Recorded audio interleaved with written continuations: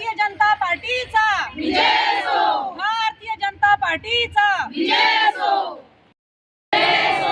भारतीय जनता पार्टीचा विजय असो, भारतीय जनता पार्टीचा विजय असो। जय श्रीराम, जय श्रीराम, जय जय श्रीराम, जय श्रीराम।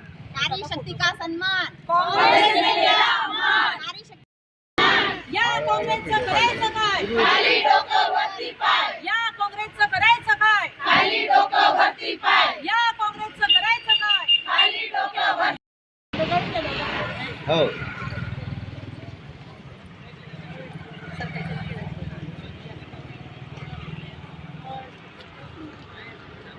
भारतीय जनता जसं तुम्हाला सगळ्यांना माहीतच आहे की लोकसभेच्या अधिवेशनाच्या वेळेला नारी शक्ती वंदन अधिनियम जो पारित करण्याचा प्रस्ताव भारतीय जनता पार्टीतर्फे ठेवण्यात आलेला होता, युतीतर्फे ठेवण्यात आलेला होता, तर त्याला अपेक्षित असलं बहुमत न मिळाल्याने ते नामंजूर झालं।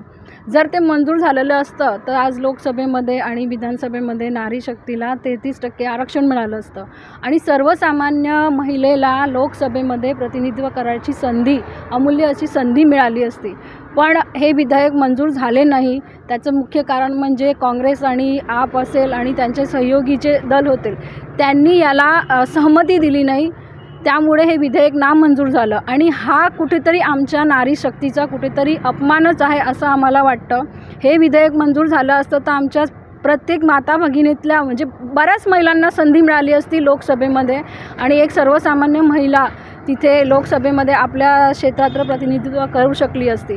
पण यांनी बहुमत न दिल्यामुळे त्यामुळे हे विधेयक नामंजूर झालं। तर आम्ही काँग्रेसचा आणि इतर पार्टीचा आम्ही या सगळ्या महिला म्हणून त्यांचा बहिष्कार करतोय। या संदर्भात आपले महाराष्ट्र राज्याचे लोकप्रिय मुख्यमंत्री आदरणीय देवेंद्रजी फडणवीस यांनी अगदी 1971 पासून ते जसं हे विधेयक मंजूर करण्यात आलेलं होतं, म्हणजे आधी 33% ज्यावेळेला बाबासाहेबांनी आरक्षण दिलं होतं महिलांसाठी तेव्हापासून ते आतापर्यंत कशा पद्धतीने वेगवेगळ्या वेळेला त्याला वाढवण्यासाठी मंजुरी देण्यात आली होती आणि ज्यावेळी 2023ला हे विधेयक मंजूर करण्यात आलं तेव्हा जे संविधान होतं त्याच्या कलममध्ये संशोधन करण्यात आलं होतं आणि त्यावेळेला आपलं बहुमत होतं, त्यामुळे बहुमतामुळे ते पारित झालं होतं आणि आता ते ॲक्च्युअल सगळ्यांनी मिळून पारित करणं गरजेचं होतं। जे संशोधन झालेलं होतं ते आता आपल्याला बहुमताने पुन्हा हे करायचं होतं।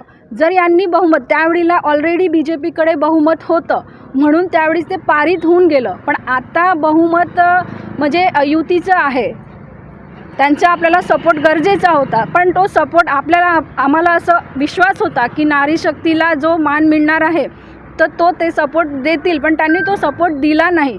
23ला संशोधन झालेलं होतं आणि आता तो पारित होणार होता, पण जर यांनी सपोर्ट केला तर तो पारित झाला असता।